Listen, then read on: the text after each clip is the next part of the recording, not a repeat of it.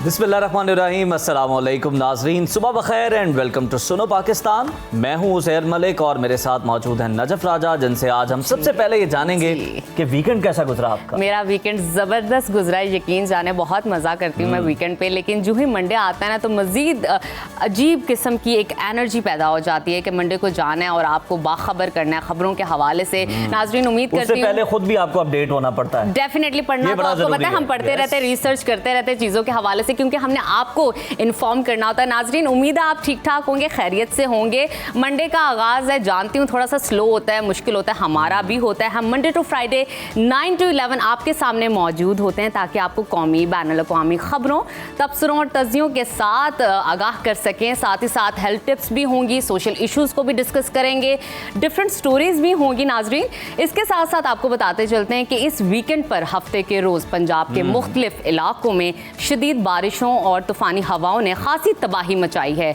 PDMA की जानिब से जारी रिपोर्ट के मुताबिक सूबे के मुख्तलिफ शहरों में 14 अफराद जाम बहक और 101 ज़ख्मी हुए। ये अफसोसनाक बात है। रिपोर्ट में ये बताया गया कि सबसे ज़्यादा नुकसान सूबाई दारुल हुकूमत लाहौर में हुआ, जहाँ पर आसमानी बिजली और छतें गिरने से 3 अफराद जाम बहक हुए। शहर में दरख्तों के गिरने और सोलर पैनल्स के नुकसानात के वाक़यात भी रिपोर्ट हुए हैं। इसी तरह जहलुम में 2 अफराद जाम बहक जबकि 32 ज़ख्मी हुए।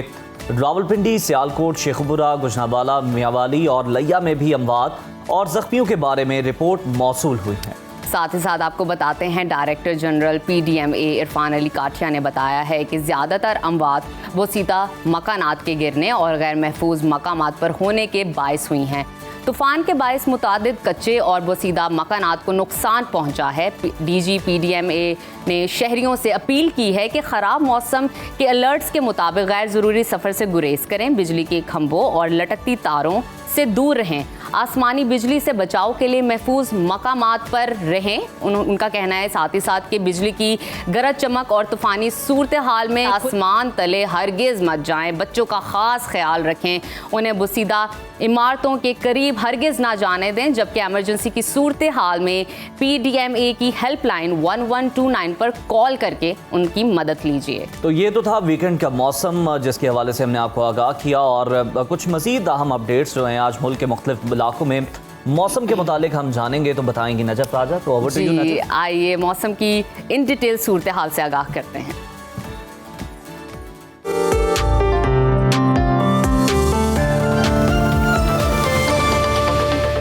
और अब बात करते हैं मौसम की।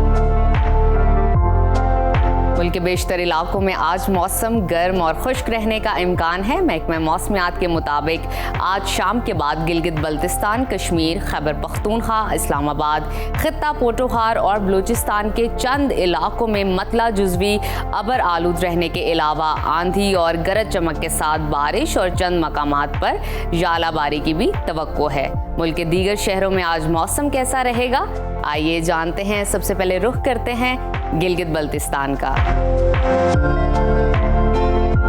जहां आज शाम के बाद बादल छाए रहेंगे, जिसके बायस तेज हवाओं और गरज चमक के साथ बारिश की भी तवक्को है। गिलगित में आज ज्यादा से ज्यादा पारा 23 और कम से कम 12 डिग्री रहने का इम्कान है। स्कर्दू की तरफ चलते हैं, वहां पर ज्यादा से ज्यादा दर्जा हरारत 17 और कम से कम 8 डिग्री रहने की तवक्को है। महकमा मौसमियात के मुताबिक अगले 24 घंटे के दौरान गिलगित बल्तिस्तान में मतला अबर आलूद और गरज चमक के साथ बारिश का इम्कान है। रुख करते हैं आज़ाद कश्मीर की तरफ, जहां आज शाम के वक्त बादल छाने और तेज हवाओं के साथ बारिश की भी तवक्को है। मुजफ्फराबाद में आज ज्यादा से ज्यादा पारा 34 और कम से कम 21 डिग्री रहेगा। श्रीनगर की तरफ चलते हैं, वहां पर आज ज्यादा से ज्यादा दर्जा हरारत 31 और कम से कम 12 डिग्री रहने की तवक्को है। महकमा मौसमियात ने आइंदा 24 घंटों के दौरान कश्मीर के बेशतर मकामात पर गरज चमक के साथ बारिश और चंद मकामात पर यालाबारी की पेशगोई की है। और अब आगे बढ़ते हैं, आपके साथ शेयर करते हैं खैबर पख्तूनख्वा का मौसम, जहां बेशतर अजला में आज मौसम गर्म और खुश्क रहेगा। सूबाई दारुल हुकूमत पेशावर में आज ज़्यादा से ज़्यादा दर्जा हरारत 39 और कम से कम 27 डिग्री रहने का इम्कान है। सवात की तरफ चलते हैं, जिसको पाकिस्तान का स्विट्जरलैंड कहा जाता है। वहां पर ज्यादा से ज्यादा टेम्परेचर 19 और कम से कम 8 डिग्री रहने की तवक्को है। महकमा मौसमियात के मुताबिक आइंदा 24 घंटों के दौरान पेशावर, चारसदा, नौशहरा, दीर, सवात, चित्राल, बडग्राम, मानसहरा, एबटाबाद, हरीपुर, शांगला में मतला जुजवी अबर आलूद रहने और आंधी के साथ बारिश, जबकि चंद मकामात पर यालाबारी का इम्कान है। और अब जिक्र करते हैं सुबह पंजाब का, जहां ज्यादातर अजला में आज मौसम गर्म और खुश्क रहने की पेशगोई की गई है। लाहौर में दर्जा हरारत आज ज्यादा से ज्यादा 39 और कम से कम 27 डिग्री रहने की तवक्को है। शहरे इक़्तिदार इस्लामाबाद का तज़किरा करते हैं, वहां पर आज ज्यादा से ज्यादा पारा 38 और कम से कम 26 डिग्री रहेगा। मुल्तान की तरफ रुख करें, वहां पर आज ज्यादा से ज्यादा दर्जा हरारत 42 और कम से कम 31 डिग्री रहने का इम्कान है। महकमा मौसमियात ने आइंदा 24 घंटों के दौरान मरी, अटक, चकवाल, लाहौर, हुशाब, उकाड़ा, सरगोदा, गुजरांवाला, गुजरात, नारोवाल, सियालकोट, कसूर समेत मुल्हिका इलाकों में आंधी के साथ हल्की और दरमियानी बारिश की पेशगोई की गई है। और अब आगे बढ़ते हैं सूबा बलूचिस्तान की तरफ, जहां ज्यादातर अजला में आज मौसम गर्म और खुश्क रहेगा। कोयटा का जिक्र करें तो वहां पर आज ज्यादा से ज्यादा पारा 37 और कम से कम 20 डिग्री रहने की तवक्को है। महकमा मौसमियात के मुताबिक आइंदा 24 घंटों के दौरान कोयटा, योब, मूसाखेल, बोलान, बारखान, खुशदार, सिब्बी, लसबेला और गिरदो नवाब में तेज हवाओं और गरज चमक के साथ बारिश का इम्कान है। और आखिर में हमेशा की तरह जिक्र करते हैं वादी मेहरान का, यानी कि सूबा सिंध के मौसम का, जहां बेशतर अजला में आज सूरज खूब चमकेगा। रोशनियों के शहर कराची में आज ज्यादा से ज्यादा पारा 39 और कम से कम 29 डिग्री रहेगा। हैदराबाद की तरफ चलते हैं, वहां पर आज ज्यादा से ज्यादा दर्जा हरारत 45 और कम से कम 30 डिग्री रहने की तवक्को है। महकमा मौसमियात के मुताबिक आइंदा 24 घंटों के दौरान सिंध भर में मौसम गर्म और खुश्क, जबकि दोपहर के बाद साहली इलाकों में तेज हवाएं चलने का इम्कान है।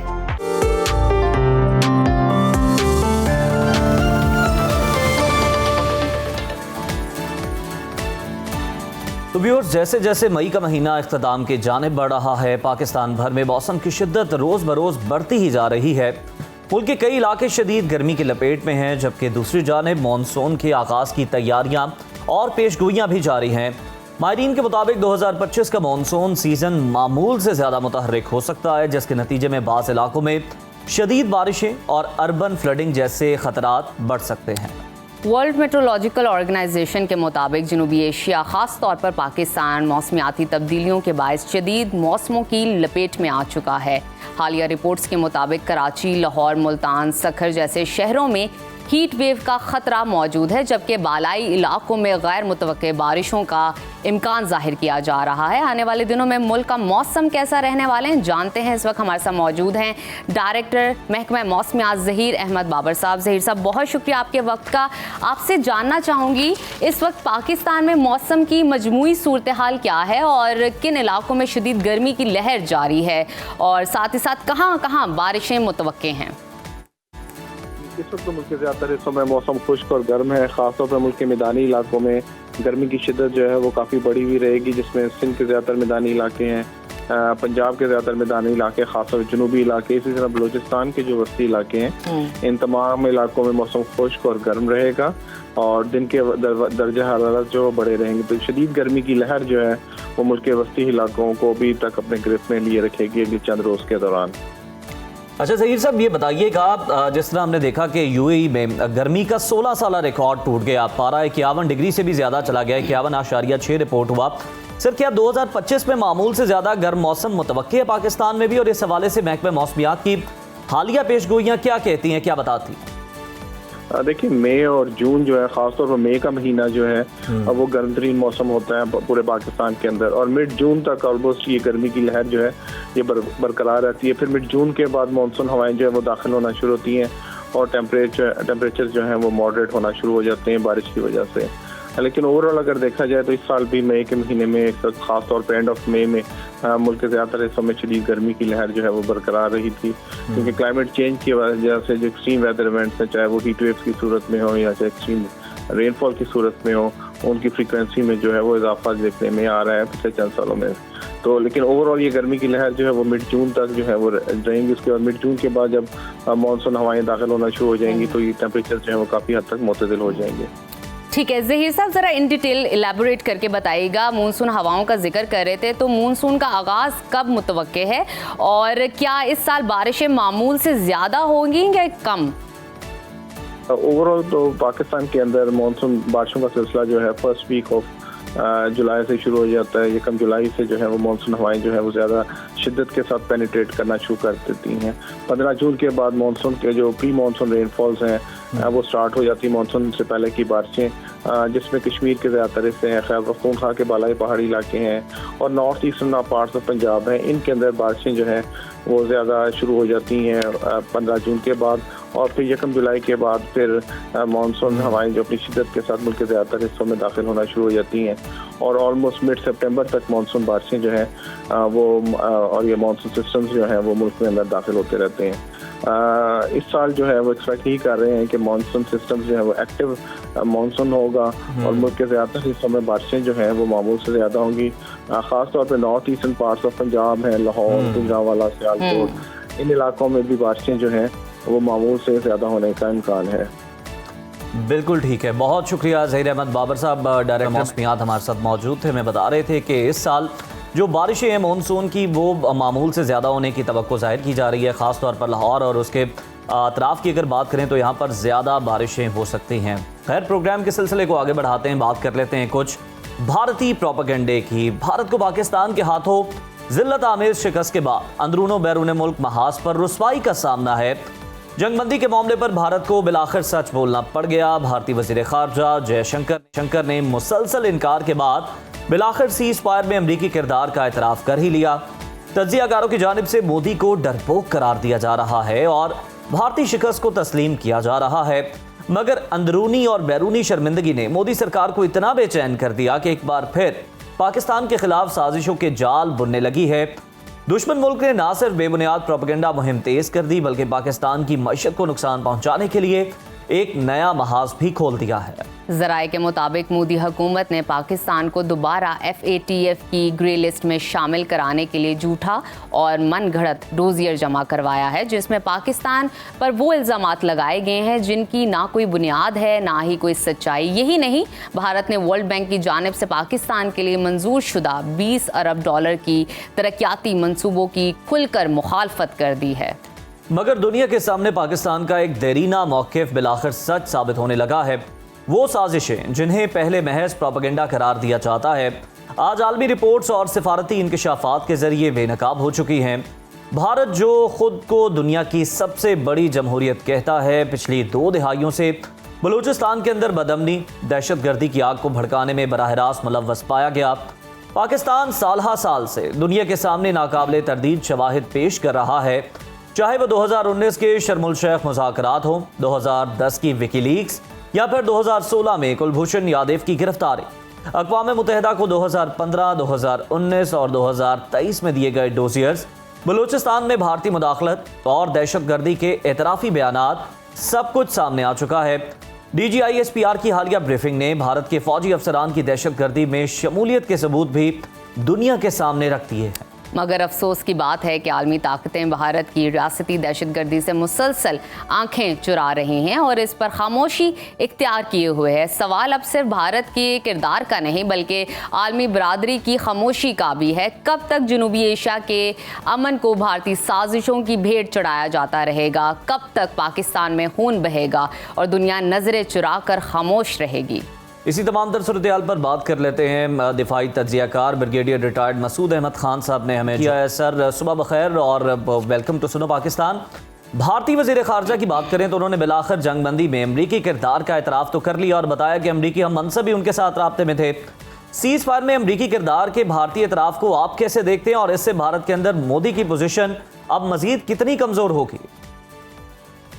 जी हाँ, बहुत शुक्रिया। देखिए, मेरे ख्याल में जिस तरीके से शुरू में वो कोशिश कर रहे थे कि उनके पब्लिक को पता ना चले, लेकिन जिस तरह प्रेसिडेंट ट्रम्प बात कर रहे थे और मतलब देखें उन्होंने ट्वीट किया तो वो अभी झूठी तो ट्वीट कर नहीं सकते जी। थे। और इसके बाद जब उन्होंने कहा कि हाँ सीज फायर हो रहा है और मैं रेडी हूँ इनके दरमियान मीडिएट करवाने के लिए, फिर इसके बाद देखें एक ट्वीट मार्को रूबियो ने भी की और उन्होंने कहा कि पाकिस्तान और इंडिया दे हैव एग्रीड कि they will discuss broad set of issues at a neutral place. तो वो भी वहां था। अब जब प्रेशर ज्यादा पड़ा है तो आप एक्नॉलेज कर गया कि Marco Rubio was in contact with Jaishankar साहब और जो वाइस प्रेसिडेंट थे वो इन कांटेक्ट थे विद मोदी साहब से। फिर इसके बाद ये देखें कि इस पूरे एपिसोड में मार्का हक और जो बुनियाद महसूस था उससे ये है कि इंडिया के जो पॉलिटिकल मिलिट्री और इसका जो डिप्लोमेटिक स्टेचर था वो कोलैप्स कर गया है। That is one thing. और सेकेंडली इंटरनल जब हम देखते हैं इंडिया के अंदर जो इंटरनल कैपिटल है, जो पब्लिक सपोर्ट थी या मासेस थे, उसने they have also lost trust on the संघ परिवार और बीजेपी और मोदी साहब के ऊपर। So that is a serious blow, setbacks है। और अभी उसको सॉल्वेज करने के लिए मुख्तलिफ किस्म के अभी उन्होंने डेलीगेशंस भी भेजे हैं। फिर रेट्रिक्स का हर तरफ से रेट्रिक्स आ रहे हैं, लेकिन दुनिया मान गई है, जान गई है। They have acknowledge the importance of Pakistan की रेलेवेंस एस्टेब्लिश हो चुकी है। जो कंसेप्ट था न्यू नॉर्मल वाला वो हमने अपना एस्टेब्लिश कर दिया है। और पाकिस्तान देखे प्रेसिडेंट ट्रम्प ने पिछले 15-20 दिनों में 8 दफा पाकिस्तान का जिक्र किया है, लीडरशिप को अप्रिशिएट किया है, पाकिस्तानी कौम का उनका बड़े जीनियस लोग हैं। तो वो हमारी विक्ट्री है और मेरे ख्याल में दुनिया मान गई है। अच्छा ब्रिगेडियर साहब, जिस तरह से आपने अभी बात की कि दुनिया मान गई है, ट्रम्प साहब ने बड़ी दफा पाकिस्तान का जिक्र किया अच्छे अल्फाज में, तो आप नहीं समझ रहे कि जयशंकर का बहुत बड़ा इम्तिहान है? उन पर भी बड़ी तनकीद हो रही है मोदी के साथ साथ, और यकीनन अब मोदी भी जो है अब उनको टेढ़ी आंखों के साथ देख रहे हैं, क्योंकि जयशंकर खुद अमेरिका में भी तैनात रहे हैं सफ़ीर के तौर पर, और बड़ा उन्होंने ये कहा था, मोदी हुकूमत को बताया था कि मेरे बहुत ज़्यादा कॉन्टैक्ट्स हैं, लेकिन उसके बावजूद वो इस तरह के बयानात नहीं रोक पाए। तज्जियाकार सर ये कहते हैं कि अमेरिका जो है, अगर हम उसकी बात करें तो डोनाल्ड ट्रंप जो है वो कोई बहुत ज़्यादा भारत के हक में नहीं है, लेकिन जो अमेरिका का स्टेट डिपार्टमेंट है वो बड़ा नरम गोशा रखता है भारत के लिए। देखिए, बात यह है कि अभी यकीनन उसमें एडमिनिस्ट्रेशन में बिल्कुल ज्यादा लोग ऐसे हैं जो प्रो इंडिया थे, लेकिन उसके लिए भी चाहिए उनके पास कोई एविडेंस हो, कोई सबूत हो जिसके ऊपर वो सपोर्ट कर सकें। जिस बुनियाद पे फॉल्स फ्लैग ऑपरेशन इंडिया ने किया पहलगाम वाला, उसके पीछे एक बड़ा कंसेप्ट था और एक स्ट्रेटेजी थी जिसमें वो पाकिस्तान को उसमें मलाइन और डैमेज करना चाहते थे, लेकिन वो उनका जो सौदा था वो बिका नहीं। तो नैरेटिव किसी ने एक्सेप्ट नहीं किया internationally, not a single country. और जो है सिवाय उन्होंने जो कोट किया वो अफगानिस्तान ने भी ऑफिशियली खुद कभी कुछ नहीं कहा है। सो पाकिस्तान तो उनके सेटबैक है। फिर देखें ये गैंग ऑफ फोर जब हम बात करते हैं इंडिया में, तो जयशंकर उसका एक हिस्सा है। तो मुझे लगता है कि यू विल सी, हो सकता है अगले चंद हफ्तों में, महीनों में शंकर साहब वो रिजाइन करते हैं, क्योंकि स्केप गोट तुमको एक चाहिए। अभी जिस तरीके से डेलीगेशन बना है उसमें शशि थरूर जो है वो he is taking the leading role, वो कांग्रेस के हैं, अपोजिशन के हैं। ठीक है सर, सेटबैक्स हैं, यू नेवर नो कि इसमें चेंजेस होंगे, मिलिट्री में भी चेंजेस आएंगे क्योंकि ह्यूमिलिएशन बढ़ी हुई है। बिल्कुल ठीक, कुड बी पॉसिबल। अच्छा सर, अगर मौजूदा हालात का जायजा लें तो भारत की जानिब से पाकिस्तान को दोबारा FATF की ग्रे लिस्ट में शामिल करने का प्रोपेगेंडा शुरू कर दिया गया है। पाकिस्तान के तरक्याती मंसूबों के खिलाफ भारतीय लॉबिंग भी हो रही है, और वो बताइएगा कितनी ख़तरनाक है पाकिस्तान के लिए, और साथ ही साथ अगर भारत को मौसर जवाब देने के लिए पाकिस्तान की हिकमत अमली इस मूवमेंट पे क्या होनी चाहिए? तो ये पहली दफा नहीं है। अगर आपको याद हो कि FATF की जब ग्रे लिस्ट का डिसीजन हो रहा था तो उस वक्त भी इन्होंने नाम नहाद वहाँ पे कोई 10 बंदे इकट्ठे करके वहाँ पे प्रोटेस्ट करने की कोशिश की और कहा ये बलोच है, जबकि वो सारे इंडियंस थे। तो इस तरह की, और अभी भी उसको मुंह के खानी पड़ी। FATF में भी इन्होंने कोशिश की है और IMF के पास भी गए थे, पाकिस्तान को जो पैकेज मिलना है वो ना मिला, लेकिन IMF ने उनकी बात नहीं मानी। और आप देखें कि FATF वाली बात है कि फॉरेन पॉलिसी मैगजीन ने एक आर्टिकल लिखा कुछ अर्सा पहले कि Indians and Central Asians are new face of IS Islamic State के, और उनमें ये भी लिखा हुआ था कि 44 बैंक ऐसे हैं इंडिया के जो सस्पिशियस ट्रांजैक्शंस में इन्वॉल्व हैं। अब उसमें 2000 के करीब ट्रांजैक्शंस थे और $1 बिलियन के थे। फिर इनकी कुछ कंपनियां ऐसी थी कि जो खुद वो जो IS को ये कंपोनेंट्स डाल रहे थे डिफरेंट ये IEDs बनाने के लिए, तो उसमें भी ये है। तो देखें, दहशतगर्दी में या इस तरह की चीजों में तो खुद इन्वॉल्व हैं। FATF के पास कैसे जा सकते हैं? FATF के पास तो पाकिस्तान को जाना चाहिए।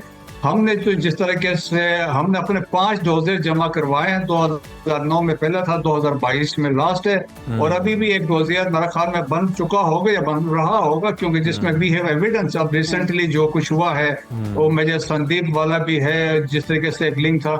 सो देखें, इस तरह की ये दिस इज हाइब्रिड वॉरफेयर। जब आप कंबाइन करते हैं डिफरेंट चीजों को, पॉलिटिकल भी एफर्ट करते हैं, डिप्लोमेटिक भी करते हैं, टेररिज्म को भी टूल के तौर पे यूज करते हैं, एंड 5th जनरेशन वॉरफेयर को भी यूज करते हैं, तो अब इंडिया पाकिस्तान के खिलाफ ये कर रहा है, तमाम वो हरबे आजमा रहा है जिससे पाकिस्तान को नुकसान हो सके। लेकिन ऐसा मुमकिन नहीं है, क्योंकि बिल्कुल सर, ऐसा मुमकिन नहीं है, क्योंकि पूरी दुनिया आगाह है। और सर, हमारा जो बड़ी देर से एक मौकिफ था वो अब दुनिया के सामने सच साबित होने लगा है। दुनिया उस पर बहुत ज़्यादा यकीन करने लग पड़ी है, क्योंकि सबूत उनके सामने है। विकीलीक्स के मुताबिक आलमी ताकतें भारत की रियासती दहशतगर्दी की खुफिया सरगर्मियों से ना सिर्फ आगाह थी, बल्कि उन पर खामोश भी रही। भारत की दहशतगर्दी तो जिस तरह आपने भी जिक्र किया सबके सामने है ही, मगर आलमी ताकतें इसकी कितनी जिम्मेदार हैं, उन पर कितनी जिम्मेदारी इसकी आयद होती है? देखिए, इंटरनेशनल कम्युनिटी की बड़ी जिम्मेदारी बनती है। अभी तो इंडिया एक्सपोज हुआ जब ट्रांसनेशनल रिप्रेशन में कनाडा में, यूनाइटेड स्टेट्स में, यूनाइटेड किंगडम में और पाकिस्तान में जब असोसिनेशन हुई और टेररिज्म हुए, तो उसमें देखें इंटरनेशनल कम्युनिटी पता है। लेकिन देखें, एट टाइम्स जो है नेशनल इंटरेस्ट का ममालिक जो इंटरनेशनल रिलेशंस में अपना वो देखते हैं, एट टाइम्स चीज़ें इग्नोर भी करते हैं। लेकिन मैंने अगर पिछला जो नेशनल सिक्योरिटी एडवाइजर थे यूनाइटेड स्टेट्स के, जैक सलिवन, वो उन्होंने कहा था कि regardless of the country we will defend our principles. जब वो उन्होंने ये गुरपतवंत सिंह पन्नू का असोसिनेशन प्लॉट पकड़ा गया था, जिसमें लोग अभी देखें उनका ट्रायल चल रहा है, और यूनाइटेड स्टेट्स ने वैसे मांगा है, एक बंदा है वकास यादव मेरा ख्याल में उनका नाम है, जो रॉक ऑपरेटर था, जो हैंडल कर रहा था सारी सिचुएशन को। सो देखें कि इंटरनेशनल कुछ हमें ये चीज़ें मानने वाली बात है कि कुछ इंटरेस्ट की बात होती है, लेकिन जब इस तरह चीज़ें एक्सपोज होती हैं तो it becomes very difficult for countries के लिए किस तरह वो चीज़ें इग्नोर करें। या यूनाइटेड नेशन सिक्योरिटी काउंसिल में हमारा केस बनता है, हम इसको लेके वहाँ पे जा सकते हैं, चाइना वहाँ पे है, हम खुद नॉन परमानेंट मेंबर है। जितना हम एक्सपोज करेंगे, देखें इंटरनेशनल कम्युनिटी या जिन ममालिक का इंटरेस्ट है वो 100 दफा सोचेंगे। जिस तरीके से अभी आप देखें कि अमेरिका इंडिया को बिल्कुल जिस तरह प्रेसिडेंट ट्रम्प ने कहा आईफोन भी इंडिया में नहीं बनेंगे, तो एक बड़ा हार्ड स्टैंड ले रहे हैं। तो वो वहां पे देखें कि प्रेसिडेंट ट्रम्प जो है ना, बड़े अनप्रेडिक्टेबल टाइप प्रेसिडेंट है, तो वो उससे जिस तरीके से उनका स्टैंड है, तो हम बेहतरी की तवक्को कर सकते हैं कि सैनिटी प्रिवेल करेगी ये टाइम।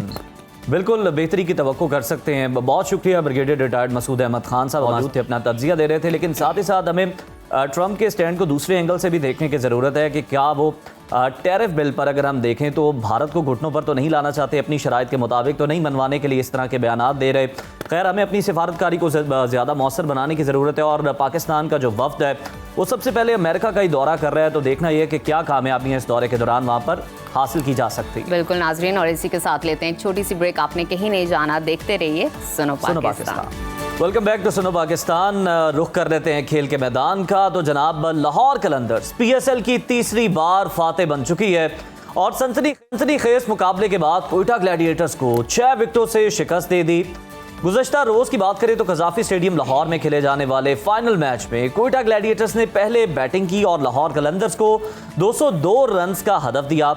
जवाब में लाहौर कलंदर्स ने आखिरी ओवर की 5वीं गेंद पर 202 रन का हदफ हासिल कर लिया। यानी आप इससे अंदाजा लगा लें कि मैच किस हद तक सनसनीखेज था कि सेकंड लास्ट बॉल पर जो है वो टारगेट को चेस किया गया। लाहौर की जानिब से कौशल परेरा ने नाकाबिले शिकस्त 62 रन की इनिंग्स खेली, जबकि सिकंदर रसा ने 7 गेंदों पर धुआंधार 22 रन बनाए और अपनी टीम को कामयाबी दिलाई।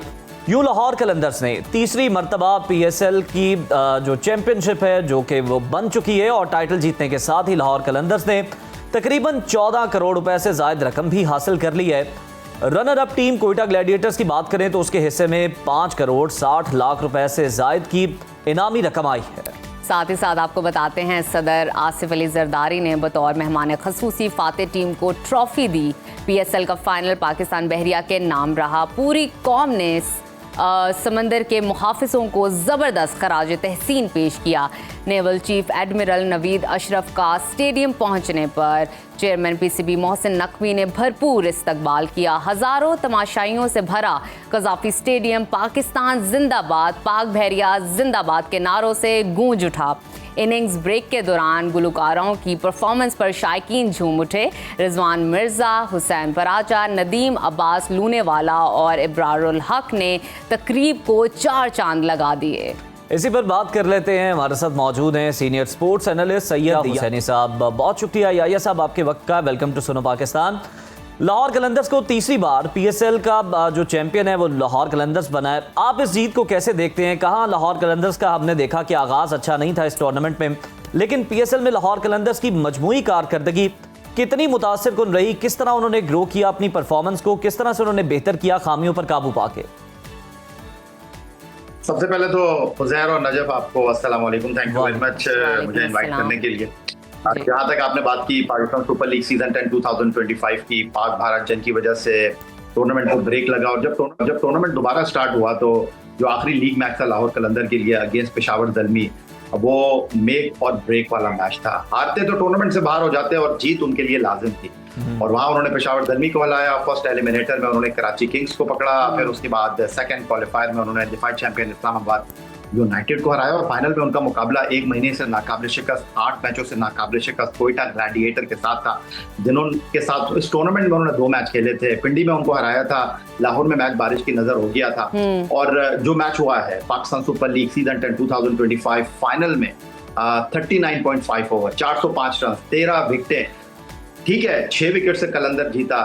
इस फाइनल में कोयटा ग्लैडिएटर हार गया, लेकिन ये कोयटा ग्लैडिएटर की हार नहीं है, ये लाहौर कलंदर की जीत नहीं है, ये पाकिस्तान क्रिकेट की जीत है। जो जिंदा दिलों के शहर लाहौर के क्राउड ने अपनी मौजूदगी से इस टूर्नामेंट के फाइनल को 4 चांद लगा दिए। मैंने नहीं देखा कभी कि आखिरी 20 गेंदों पर आपको 59 रन चाहिए हो और तमाशाई जो है वो अपनी निशिस्तों को छोड़कर ना जाएं, मैदान में बैठे रहें। ये बिलीफ था लाहौर कलंदर के साथ तमाशाइयों का, ये यकीन था कि टीम कुछ कर सकती है। और लाहौर कलंदर जो 2022 में चैंपियन बने, 2023 में चैंपियन बने, 1 साल के बाद फिर उन्होंने कदाफी स्टेडियम लाहौर में टूर्नामेंट की ट्रॉफी को जीता और 3 चैंपियन बनने का उन्होंने इस्लामाबाद यूनाइटेड का रिकॉर्ड ब्रेक किया। एक बार फिर खाली हाथ रह गए कदाफी स्टेडियम लाहौर में कोयटा ग्लैडिएटर वाले।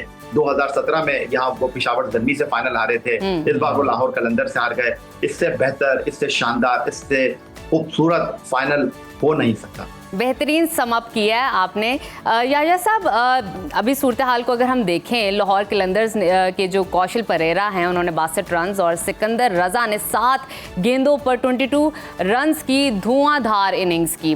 किस तरह एनालाइज करेंगे सिचुएशन को? अगर कहा जाए सिकंदर रजा की परफॉर्मेंस को टीम के लिए एक्स फैक्टर कहा जा सकता है इस सिनेरियो को देखते हुए?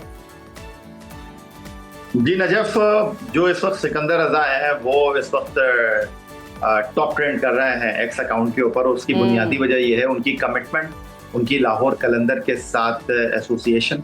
And credit goes to Sameen Rana, manager, और वो तो कोच भी थे क्योंकि उनके कोच रसल डोमिंगो जो है वो जुनूबी अफ्रीका से वापस नहीं आए थे। और जिस तरह वो टीम को लेकर चले, समीन राना ने जिस तरह राजा पाक से कौशल परेरा को टीम में शामिल किया, सैम बेलिंग चले गए थे, डैरल मिचेल चले गए थे, और जो बाउंड उन्होंने शेयर किया इस टीम का सिकंदर रजा के साथ। एक दिन पहले वो नॉटिंघम में इंग्लैंड के खिलाफ टेस्ट मैच खेल रहे थे, फिर वो बता रहे थे कि उन्होंने ब्रेकफास्ट जो है वो बर्मिंघम में किया, लंच उन्होंने अबू धाबी में किया, डिनर वो लाहौर में करेंगे, बिजनेस क्लास में उन्होंने ट्रेवल नहीं किया, सीट अवेलेबल नहीं थी, वो इकोनॉमी क्लास में आए। तो credit goes to Sameen Rana brothers, जिस तरह उन्होंने इस टीम को उठाया। आप फाइनल की बात कर रही हैं, आदादो शुमार की बात कर रही हैं, पिंग पोंग रहा ये फाइनल। टॉस जीते सऊद शकील, बेहतर फैसला था उनका कि बड़े मैच में, प्रेशर मैच में उन्होंने सही फैसला किया। अगरचे इब्तिदा में एलन आउट हुए, सऊद आउट हुए, फिर आयरन लोसो भी चले गए, लेकिन उसके बाद जिस तरह टीम को लेकर चले, हसन नवाज बेहतरीन कारकर्दगी का उन्होंने मुजाहरा किया, एक बार फिर टीम को उन्होंने अपने कंधों पर उठाया, अविष्का के साथ उन्होंने शानदार शराकत की, टीम को लेकर चले। फिर आखिरी ओवर में लाहौर कलंदर ने कम बैक किया, उम्दा बॉलिंग का मुजाहरा किया। फहीम अशरफ ने आखिरी ओवर में सलमान मिर्जा के 23 रन स्कोर किए, 202 रन का टारगेट सामने रखा, लेकिन कलंदर की तरफ से नईम एक बार फिर शानदार बल्लेबाजी का मुजाहरा करने में कामयाब हुए। 20 गेंदों पर 59 रन की जरूरत थी, और जिस तरह, जिस डिटर्मिनेशन के साथ, जिस इन्हिमाक के साथ, जिस तनदही के साथ कौशल परेरा ने बल्लेबाजी की, 200 के स्ट्राइक रेट से उन्होंने नामुमकिन को मुमकिन कर दिखाया। सिकंदर रजा ने उसमें अपना हाथ डाला और एक जीता हुआ फाइनल कोयटा ग्लैडिएटर जो है वो हार गए। आखिरी 18 गेंदों पर 47 रन बने। फिर मैं यही कहूंगा कि नो डाउट कौशल परेरा क्रेडिट जाता है उनको, सिकंदर रजा को क्रेडिट जाता है। आखिरी 4 मैचों में 10 विकेटें हासिल की शाहीन शाह अफरीदी ने, टूर्नामेंट के बेहतरीन बॉलर बने। मोहम्मद नईम इस टूर्नामेंट की दरियाफ्त, हसन नवाज नंबर 4 पर खेलकर उन्होंने पाकिस्तान के मिडल ऑर्डर का मसला हल कर दिया, टूर्नामेंट के बेहतरीन खिलाड़ी बने। इस टूर्नामेंट में अबरार ने बड़ी अच्छी बॉलिंग का मुजाहरा किया। इस टूर्नामेंट से पाकिस्तान क्रिकेट को कई सितारे मिले। सादजादा फरहान टूर्नामेंट के बेस्ट बैट्समैन बने और 49 रन बनाने के साथ। फिर उसके बाद बेस्ट फील्डर जो है वो अब्दुल समद बने पेशावर ज़ल्मी के, best wicket keeper Peshawar Zalmi के मोहम्मद हारिस को करार दिया गया। तो इस टूर्नामेंट में बहुत सारे कलर आपको दिखाई दिए। टूर्नामेंट रुका भी, टूर्नामेंट ऑन भी हुआ। फिर टूर्नामेंट में कहा गया कि लोगों की दिलचस्पी नहीं है, लोग मैच देखने के लिए नहीं आ रहे, लेकिन फिर उसके बाद सब कुछ धुल गया। लाहौर के फाइनल में 34,000 के क्राउड ने सब कुछ खत्म कर दिया। बिल्कुल, आपने बड़ा अच्छा जो है वो बताया कि पीएसएल में ओवरऑल मजमूई कौन सी कारकर्दगी खिलाड़ियों की बेहतर रही, कौन से ऐसा जो खिलाड़ी थे, जो टैलेंट था वो उभर कर सामने आया। सर जरा अब बांग्लादेश की बात कर लेते हैं। तो बांग्लादेश की टीम T20 सीरीज़ के लिए लाहौर पहुंच गई है। पहला मैच 28 मई को खेला जा रहा है, मगर सीरीज से पहले पीसीबी ने बॉलिंग और बैटिंग कोचेस को ओहदों से फारिग कर दिया है। आपके पास अंदर की क्या खबर है, क्या रीज़न है? देखिए उधर जब नया सेटअप आता है, नई मैनेजमेंट आती है, तो फिर वो अपने करीबी लोगों को, जिन लोगों पर उनको एतबार होता है, एतमाद होता है, तो वो लेकर चलते हैं। तो माइक हैसन की अंडर द कोचिंग जो लोग आए हैं, मोहम्मद हनीफ, मसरूर इससे पहले भी पाकिस्तान टीम के साथ थे, एशल नोफ के जिनका ऑस्ट्रेलिया से ताल्लुक है, बॉलिंग कोच की हैसियत से टीम के साथ एसोसिएट हुए हैं, तो ठीक है, वो तो होना ही था। जहाँ तक अजहर महमूद को फारिग किए जाने की बात है, तो वो तो होना ही था। वो कर क्या रहे थे? हर बार वो आ जाते हैं, पाकिस्तान टीम के साथ एसोसिएट हो जाते हैं, कोई परफॉर्मेंस नहीं होती, कैसे वो आ जाते हैं पाकिस्तान क्रिकेट बोर्ड में शामिल हो जाते हैं, लोग ये सवाल करते हैं। तो बेहतर फैसला है पाकिस्तान क्रिकेट बोर्ड का, माइक हैसन को लाए हैं, उनको थोड़ा सा वक्त दीजिए, नया कोचिंग स्टाफ आया है, उनको थोड़ा सा वक्त दीजिए।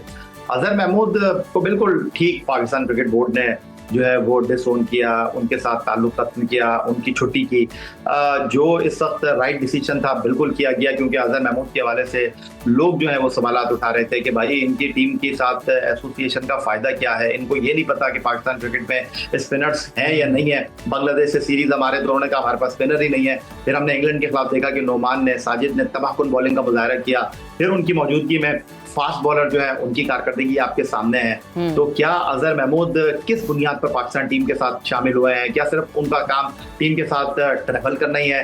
क्या सिर्फ उनका काम ड्रेसिंग रूम में बैठकर चाय पीना ही है? तो आई थिंक मेरा ख्याल है कि अजहर महमूद को हटाना पाकिस्तान क्रिकेट बोर्ड का बेहतर फैसला। बिल्कुल, पाकिस्तान क्रिकेट बोर्ड का ये बेहतर फैसला हो सकता है, और जो नए कर रहे हैं उनको ज़रा मौका देना चाहिए ताकि वो टीम के साथ जेलन हो सकें और फिर बेहतर तरीके से जो है वो कोचिंग कर सके टीम की, जिससे टीम की कारकर्दगी में भी निखार आएगा। यहाँ पर वक्त हुआ है ब्रेक का, स्टे विद अस। मुत्तहिदा अरब अमारात से खबर शामिल करते हैं, जहाँ पर रोड यूजर्स की हिफाजत को बेहतर बनाने के लिए नए ट्रैफिक कवानीन नाफिज कर दिए गए हैं। इसी पर बात करेंगे यूएई से हमारे नुमाइंदे इमरान यूसुफजई से। Imran, welcome to Suno Pakistan. हमें ये बताइएगा कि ये जो नए ट्रैफिक कवानीन नाफिज किए गए हैं ये हैं क्या, और साथ ही साथ हमें ये बताएं कि बुनियादी मकसद क्या है इसके पीछे। जी बहुत शुक्रिया। सुबह बखैर। मुत्तहिदा अरब अमारात जैसे पूरी दुनिया में सेफर सिटी के नाम से जाना जाता है, और यहाँ पर रोज़ बरोज़ जो है जैसे जैसे आबादी का तनासुर बढ़ता जाता है वहीं पर ट्रैफिक कवानीन में भी चेंजिंग या सख्तियाँ की जाती हैं। इसका मकसद यकीनी तौर पर यही है कि ताकि आवाम यहाँ पर रहने वालों को सेफ एंड सिक्योर माहौल फराहम किया जाए। बिल्कुल ठीक। अच्छा इमरान, मैं आपसे थोड़ा सा सिचुएशनल जानना चाहूँगी। अगर संगीन खिलाफ वर्जियों की बात की जाए, जैसे कि नशे के हालत में ड्राइविंग करना या रेड लाइट तोड़ते हुए ड्राइव करना, कवानीन के तहत इनकी सज़ाएं क्या मुकर्रर की गई हैं फ़िलहाल? देखिए, सबसे पहले समझने की बात यह है कि मुत्तहिदा अरब अमीरात में बहुत सारे लोग जो हैं वो यहाँ पर ट्रैवल करते हैं और यहाँ पर आते हैं। जी। तो इसलिए यहाँ पर क्योंकि 200 से ज़ायद नेशनलिटीज़ जो है वो यहाँ पर आबाद है, और जैसे जैसे लोग बढ़ते हैं वहीं पर कवानीन की जो है खिलाफ वर्जियाँ भी तो होती हैं। तो यहाँ पर सबसे ज़्यादा जो फोकस किया गया वो रेड ट्रैफिक लाइट्स पे और ड्रंक एंड ड्राइव पे जो है वो फोकस किया जा रहा है।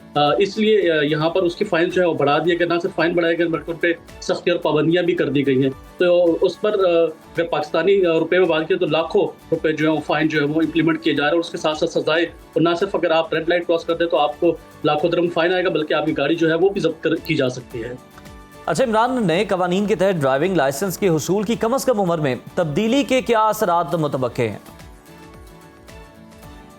जी, मुत्तहिदा अरब अमीरात में कम से कम जो ट्रैफिक लाइसेंस हासिल की जो उम्र है वो 17 साल है। ये प्राइवेट लाइसेंस होल्डर के लिए। जो कमर्शियल लाइसेंस होल्डर है उनके लिए 20 साल मुख्तस की है, जो हैवी ट्रैफिक करते हैं, जो कमर्शियल यूज के लिए होगी। लेकिन इसमें दिलचस्प अमर ये है कि यहाँ पर मोटरसाइकिल लाइसेंस जो है वो रिसेंटली बहुत ज़्यादा अप्लाई किए और इसमें अप्लाई किए और लिए गए हैं। उसमें जो दिलचस्प अमर ये है कि पाकिस्तानी जो मोटरसाइकिल ड्राइवर थे वो सबसे ज़्यादा थे, और उसी में हादसा की जो है तनासब सबसे ज़्यादा था। हम अब जो है वो यूएई में मोटरसाइकिल जो है जो डिलीवरी की जॉब करते हैं उस पर काफ़ी सख्ती की गई और रूल्स रेगुलेशन जो है सख्ती की गई। उनके लिए सेफ्टी पैड्स जो है वो जारी किए गए हैं। विदाउट सेफ्टी पैड्स के आप रोड पर नहीं आ सकते। रोड पर विदाउट सेफ्टी के आप ड्राइव करेंगे मोटरसाइकिल, उसके लिए भी सख्त फाइन जो है वो जुर्माने किए गए हैं।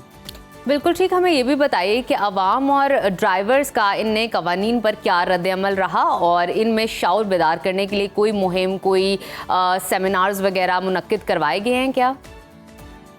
जी, यकीनी तौर पर मुत्तहिदा अरब, जैसे मैंने बताया कि सेफर सिटी जो है वो समझा जाता है। इसके लिए यहाँ का जो आरटीए डिपार्टमेंट है वो रेगुलरली सारा साल जो है वो तकारीब ना सिर्फ करता है बल्कि आगाही मुहिम ना सिर्फ सोशल मीडिया पर, टीवी चैनल्स पर, उसके साथ साथ मुख्तलिफ इलाकों में जाकर रोड शो भी करते हैं इस सिलसिले में, जिसमें लोगों को आगाही दी जाती है। उसमें उनको लोगों को समझाने की कोशिश की जाती है कि ट्रैफिक कवानीन ना आप लोगों के खिलाफ नहीं बल्कि आपके दोस्त। अगर आप ट्रैफिक कवानीन पर अमल करेंगे तो आपकी न सिर्फ जिंदगी आपकी महफूज होगी बल्कि आपके सराउंडिंग में जो लोग हैं वो भी इससे महफूज रहेंगे। अच्छा इमरान, यूएई में ट्रैफिक कवानीन की खिलाफ वर्जियों की निगरानी के लिए ज़रा ये बताइएगा कि कौन सी जदीद टेक्नोलॉजी है जो कि उसका इस्तेमाल जो है अब वो किया जा रहा है इस तरह की वायलेशंस को आइडेंटिफाई करने के लिए, रोकने के लिए?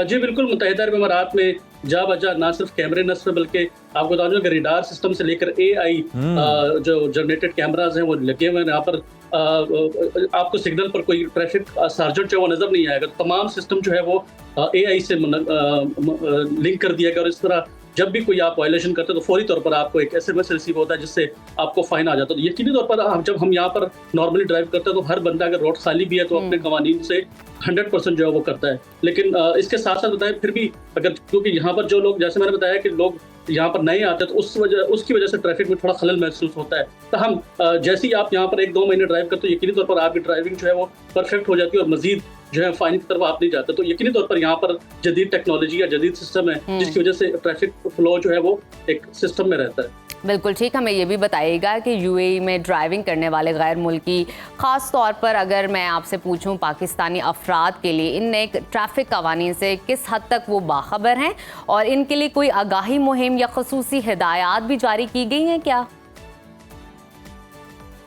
जी, जैसे मैंने बताया कि मुत्तहिदा अरब अमीरात में इस वक्त पाकिस्तानी जो है वो जो अगर कमर्शियल लाइसेंस की बात की जाए तो सबसे ज़्यादा है। इसमें मोटरसाइकिल ड्राइवर हो गए, फिर बस ड्राइवर हो गए, ट्रक ड्राइवर हो गए, जो लाइट व्हीकल है जिसे 3 नंबर लाइसेंस यहाँ कहा जाता है वो सबसे ज़्यादा जो है मुत्तहिदा अरब अमीरात में पाकिस्तानी कम्युनिटी जो है वो लेती है। इसके लिए आगाही मुहिम हमेशा, जैसे मैंने बताया कि यहाँ पर जो रोड एंड ट्रांसपोर्ट अथॉरिटी के एहलकार हैं, अफसरान हैं, वो यहाँ पर जो लेबर कैंप्स हैं, फिर मुख्तलिफ सेमिनार्स मुनक्किद किए जाते हैं जिनमें, और सबसे बड़ी बात क्या है कि जब आप लाइसेंस लेते हो तो उसी वक्त आपकी लाइसेंस लेने के बाद ही फौरी तौर पर आपको एक प्रोसेस है, तकरीबन 1-1.5 महीने का प्रोसेस है जिसके बाद आप जाके लाइसेंस लेते हैं। तो उस प्रोसेस के अंदर भी उनको ट्रेनिंग जो दी जाती है कि आपने कैसे गाड़ी चेक करनी है, कैसे अगर आप तबीयत ठीक है तो ड्राइव नहीं कर सकते, वो तमाम प्रोसेस जो है वो ड्राइविंग लाइसेंस के दौरान ही समझाया जाता है, लेकिन उसके बाद भी। बिल्कुल इमरान, बहुत शुक्रिया आपका। और बिल्कुल नाजरीन, जिस तरह से यूएई को महफूज तरीन समझा जाता है और इसी स्टेटस को बरकरार रखने के लिए इकदाम किए गए, क्योंकि हालिया दिनों में देखा गया था कि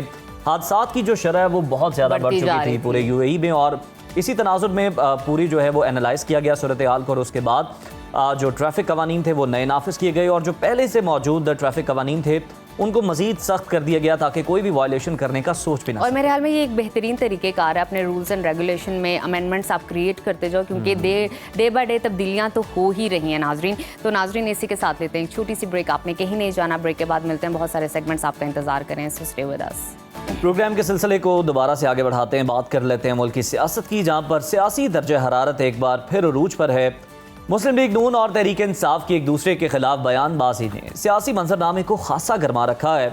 तहरीक इंसाफ एक बार फिर पंजाब हुकूमत के खिलाफ अदम एतमाद की बात कर रही है, लेकिन हस्ब रिवायत PTI अंदरूनी तजादात से ही बाहर नहीं निकल पा रही, ना कोई वाज़ेह पॉलिसी, ना मुतफ़िका बयानिया। एक तरफ तो मुज़ाकरात की कोशिशें हो रही हैं, तो दूसरी जानिब मुज़ाकरात की खुली मुखालफत भी की जा रही है। तहरीक इंसाफ के रहनुमा चेयरमैन बैरिस्टर गौहर और बैरिस्टर सैफ हुकूमत से बातचीत के लिए सरगर्म हैं, मगर सेनेटर बैरिस्टर लेडी जफर ने सब कुछ उलट कर रख दिया। वो कहते हैं कि बानी चेयरमैन ने पार्टी रहनुमाओं को किसी से भी मुज़ाकरात करने से मना कर दिया है। अगर इस्टेब्लिशमेंट को बात करनी है तो फिर वो बराह रास्त बानी चेयरमैन से रब्ता करे। मतलब ये कि पार्टी में सिर्फ एक ही आवाज़ चलती है और वो है बानी चेयरमैन की। मगर यहाँ ये बात याद रखनी चाहिए कि अस्करी क़यादत वाज़ेह अल्फाज में कह चुकी है कि हम किसी सियासी जमात से मुज़ाकरात नहीं करेंगे। सियासतदान अपने मसाइल आपस में हल करें। ऐसे में सवाल पैदा होता है कि अगर फ़ौज ने सियासत से खुद को दूर कर लिया है तो बानी चेयरमैन अब भी उनके दरवाजे पर बैठकर क्या पैगाम देना चाह रहे हैं। सेनेटर इरफान सिद्दीकी ने भी तंज़ी अंदाज में कहा कि अगर PTI की इस्टेब्लिशमेंट से बातचीत होती है तो हमें एतराज़ नहीं, लेकिन सवाल ये कि जब इस्टेब्लिशमेंट खुद बात नहीं करना चाहती तो फिर PTI कब तक दहलीज पर दस्तक देती रहेगी। इरफान सिद्दीकी का कहना है कि बानी चेयरमैन की पोजीशन अब समझ से बालातर है। अगर ना डील चाहिए ना ढील तो फिर वहाँ बैठे क्यों हैं। सियासी ड्रामे के बीच वज़ीर आज़म शहबाज शरीफ 4 मुल्की दौरे पर रवाना हो चुके हैं। पहले मरहले में वो तुर्की में पहुँच गए हैं, जहाँ आला सतह पर उनकी मुलाकातें चल रही हैं। इसके बाद वो ईरान, आज़रबाईजान और ताजिकिस्तान जाएंगे, जहां दो तरफा ताल्लुकात और इलाकाई सूरत हाल पर बातचीत होगी।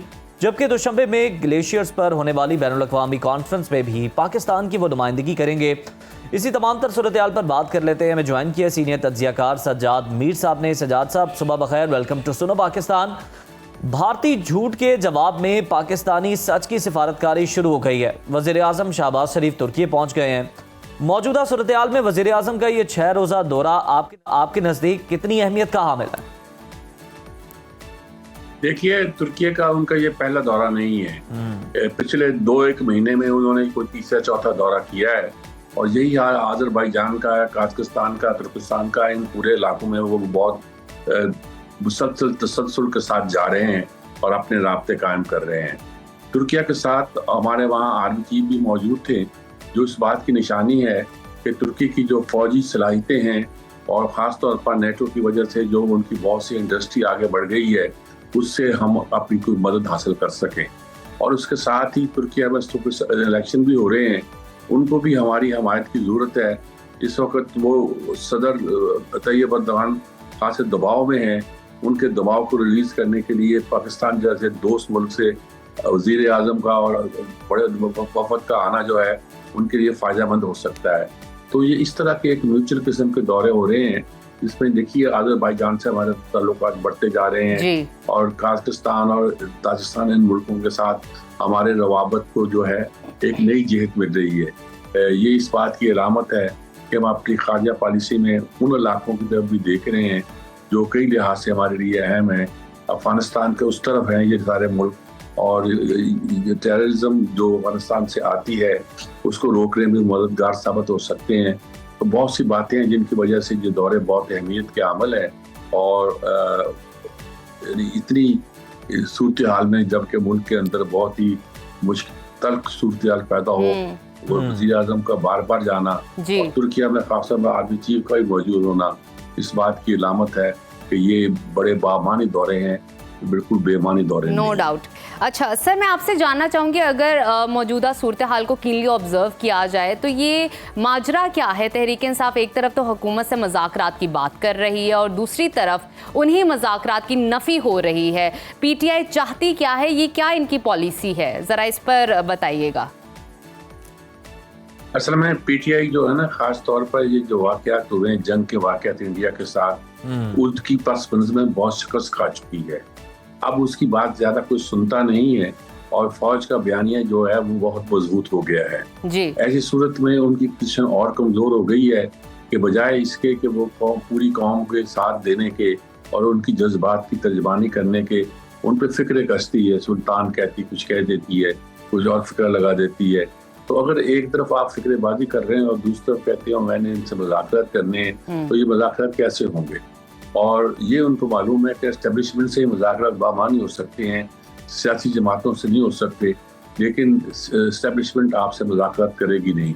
जब करेगी नहीं तो आपकी जो इनर किस्म की एक अनापरस्ती है वो निकल आती है और वो बयान देती है कि कोई बात ना करे, मैं सिर्फ बात होगी, मैं सिर्फ बात करूंगा। तो ये रवैया जो है उनको और हकायक से दूर लेके जाता है। ऐसे में वो अपने कारकुनों को आपस में लड़ाते हुए दिखाई देते हैं। सज्जाद साहब, आपने बड़ी आम बात की कि बानी चेयरमैन जो है वो कहते हैं कि आप लोग मुज़ाकरात नहीं करेंगे, मैं करूंगा। पार्टी रहनुमाओं को उन्होंने मुज़ाकरात से मना कर रखा है। क्या वजह है कि बानी चेयरमैन रहनुमाओं पर अपने एतबार नहीं करते? कोई ट्रस्ट डेफिसिट है इसकी वजह से वो उन पर ट्रस्ट ही नहीं करते, उन्हें इजाज़त ही नहीं देते मुज़ाकरात की? वो समझते हैं कि मेरे साथ कोई है नहीं। वो ये समझते हैं कि ये मुज़ाकरात करेंगे तो क्या करेंगे, वो तो किसी बात पर एग्री कर जाएंगे कि ये है कि इलेक्शन इतने अरसे के बाद हो या फलां चीज़ हो या इमरान खान को बनी गारा ले आया जाए और कुछ इस तरह की छूट दे दी जाए। ये उससे कबूल नहीं है और ये सब कबूल नहीं है तो फिर वो किस चीज़ से मुज़ाकरात करेंगे? तो जिन बातों में मुज़ाकरात छूट चाहता भी है उन पर भी मुज़ाकरात का कोई ज़्यादा कायल नजर दिखाई नहीं देता। या कायल तो होगा लेकिन ये नहीं चाहता कि मालूम हो कि उसने इस मौजूद मुज़ाकरात किए हैं या इससे कुछ छूट लेना चाहता है। तो ये सारी सूरत हाल उसे एक मखमसे में फंसा रखा है उसे, और उस मखमसे में वो जी रहा है और कैद की जिंदगी गुजार रहा है और ऐश कर रहा है। बस यही मैं कह सकता हूँ। अच्छा, बैरिस्टर सैफ कहते हैं कि बानी पीटीआई की रिहाई के लिए कोशिशें जारी हैं। पीटीआई अदालतों में मुकदमात का सामना करने की बजाय डील और मुज़ाकरात से बानी को रिहा करना चाहती है। आपको इस बात में कितनी सदाकत नज़र आ रही है? इत्तफाक करते हैं इस चीज़ से? उनकी जो भी मुलाकात की शर्त या कोई और शर्त होती है या कुछ लोग उनके पास मिलते हैं, उसकी बुनियादी जो बात होती है वो यही होती है कि बानी से बात करें, बानी को रहा करें। अच्छा। बानी पीटीआई को छोड़ें और जमहूरियत का तकाजा ये है वगैरह वगैरह, ये बुनियादी शर्त है। अगरचे वो कोशिश करते हैं कि ये शर्त इतनी नुमाया होकर सामने ना आए, लेकिन ये शर्त बार बार नुमाया होकर सामने आती है। उनका इरादा सिर्फ यही है कि असल चीज जो है वो बानी पीटीआई है, बाकी सब जो लोग जो हैं उनके मुआवन और मददगार हैं, यूं कह लीजिए। कचरा है मैं नहीं कहता, यही कह लीजिए, वो बाकी उनको अपने मुआवन और मददगार समझते हैं। अच्छा सजाद साहब, दूसरी जानिब हम ये भी देख रहे हैं कि पीटीआई के अंदर से ये बातें हो रही हैं कि जनाब हम जो है वो तहरीक अदम एतमाद लाएंगे पंजाब की हद तक, और जहाँ तक स्पीकर का मामला, स्पीकर कौमी असम्बली का, स्पीकर कौमी असम्बली रियाज सादिक ने तो वेलकम भी किया था, दावत भी दी थी कि आप बिस्मिल्लाह करें, ले आएँ। क्या आपको ऐसा मुमकिन नज़र आता है? क्योंकि पीटीआई के तो अपने अंदर बहुत ज़्यादा दरार है, हमें रहनुमा तकसीम नज़र आते हैं, एक दूसरे के खिलाफ बयानात देते नज़र आते हैं, तो फिर ये तहरीक अदम एतमाद की बातें कैसे की? नहीं, बस भड़के हैं जी, और भड़कों में भी अब कुछ जान नहीं रही है, कोई गर्मी नहीं रही है, कोई आग नहीं रही है, ठंडी ठंडी भड़के हैं और बस वो बांटते जा रहे हैं और इससे अपनी सियासत को जिंदा किए हुए हैं और इससे बात बनती नहीं। बानी पीटीआई भी कभी किसी को आगे कर देते हैं, कभी किसी को आगे कर देते हैं, कभी कहते हैं फलां मुज़ाकरात करेगा, फलां बयान देगा, फलां इजाज़त देगा अंदर आने की, कभी कहते हैं कि नहीं मुझसे पूछ किया जाए। तो वो इन्हीं मखमसे में फिरे हुए हैं।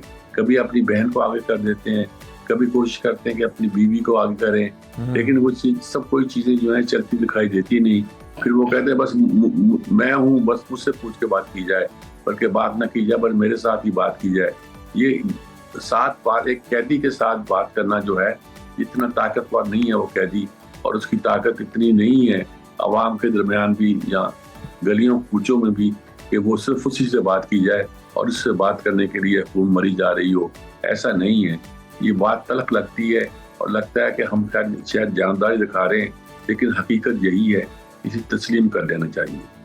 अच्छा, अब मुझे ये बताइएगा कि एज ए एनालिस्ट क्या देख रहे हैं, क्या समझते हैं कि हुकूमत और तहरीक इंसाफ के दरमियान बातचीत का कोई रास्ता मौजूद है और पीटीआई हुकूमत से मुज़ाकरात से इनकार करके ख़ुद को सियासी तन्हाई की तरफ धकेल रही है?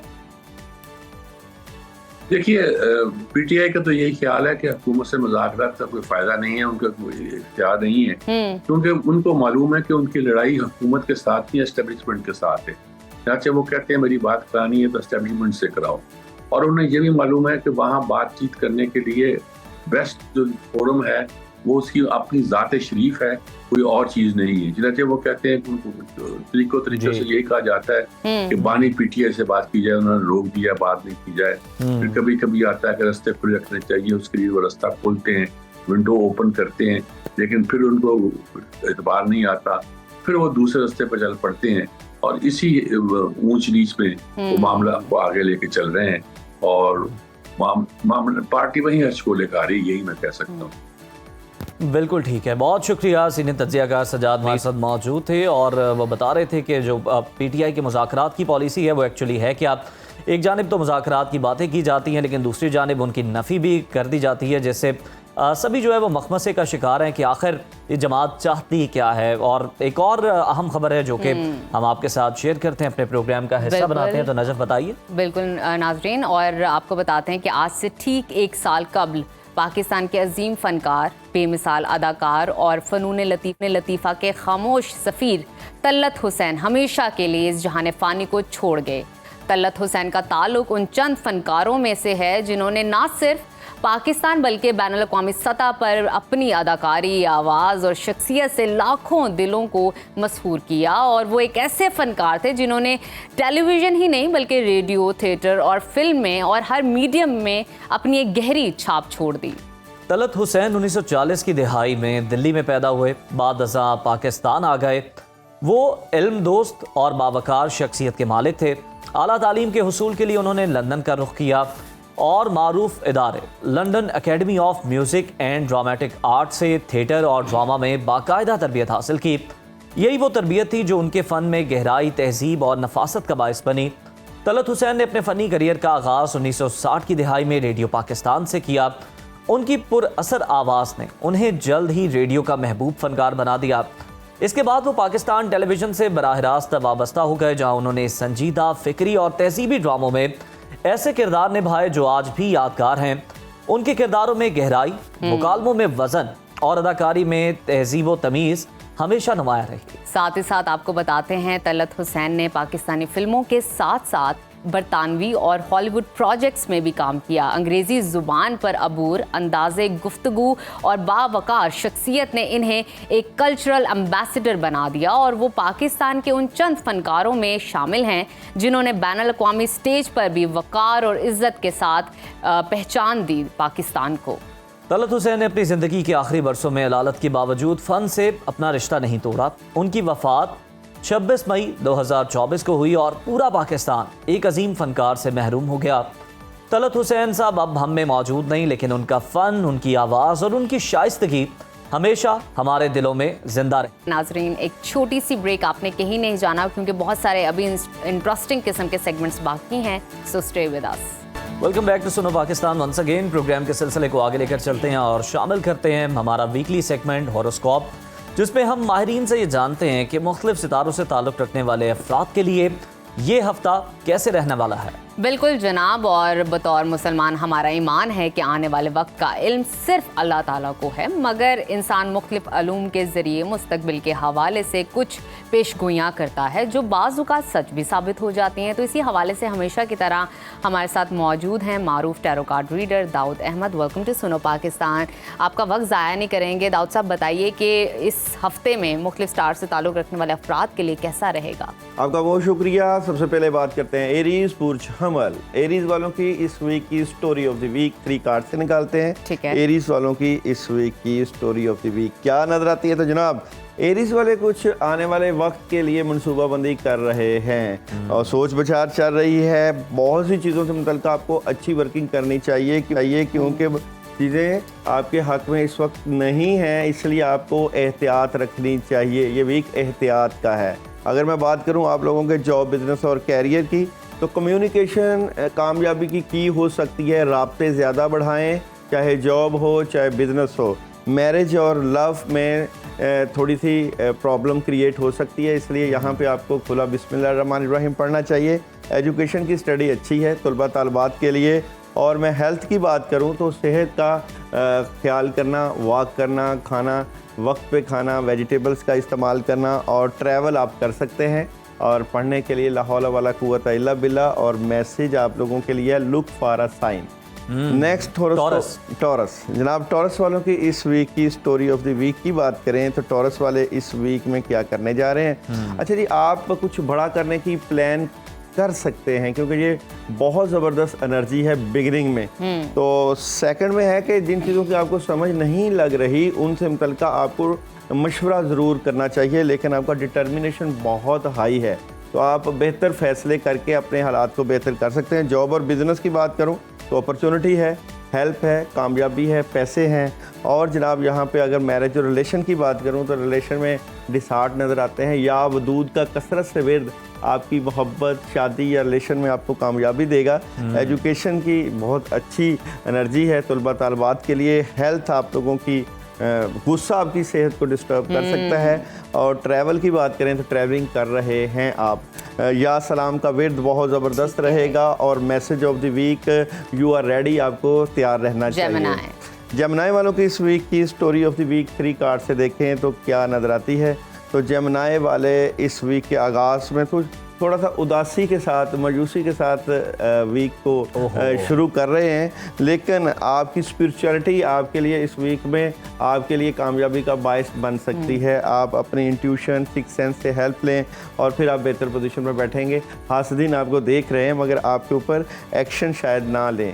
और जॉब और बिज़नेस बहुत ज़बरदस्त फ़ैसले हैं, पुराने काम होंगे और प्रॉपर्टी में इन्वेस्ट कर सकते हैं, कंस्ट्रक्शन में इन्वेस्ट कर सकते हैं। और जनाब मोहब्बत की बात करें तो मोहब्बत में एहतियात रखिएगा। और अगर मोहब्बत के मुतल्लिका विर्द कहूँ तो बिस्मिल्लाहिर्रहमानिर्रहीम खुला पढ़ना चाहिए। एजुकेशन बहुत ज़बरदस्त है, हेल्थ भी बेहतर है। ट्रैवल आप लोग ना कीजिएगा, ट्रैवल में प्रॉब्लम हो सकती है। और आइसक्रीम खुला बहुत ज़बरदस्त एनर्जी लेकर आएगा। और मैसेज आप लोगों का इस वीक है रिमेन पॉजिटिव, तो पॉजिटिव रहें। और कैंसर वाले क्या करें? कैंसर वालों की इस वीक की स्टोरी ऑफ द वीक की बात करूं तो कैंसेरियन इस वीक में क्या करने जा रहे हैं? दिस सन की एनर्जी बहुत अच्छी होती है। आपका आगाज़ तो बहुत ज़बरदस्त है, काफ़ी चीज़ों से मुतल्लिका पॉजिटिव नज़र आते हैं। लेकिन सेकंड कार्ड में द डेविल है, इसका मतलब है कि कुछ चीज़ें आपके अगेंस्ट भी हो सकती हैं। और लेकिन आप इनको कवर अप करेंगे और बेहतरी के साथ अपने मामला को कर ही लेंगे आखिरकार। और जॉब और बिज़नेस की बात करूं, जॉब और बिज़नेस बहुत अच्छा है, आप अपने कैरियर मुतल्लिका बहुत अच्छी एनर्जी रख रहे हैं। और मोहब्बत की बात करूं, मोहब्बत में भी आप कामयाबी और अपने सोलमेट और घरेलू ज़िंदगी में अच्छी एनर्जी रख रहे हैं। और जनाब एजुकेशन में प्रॉब्लम है।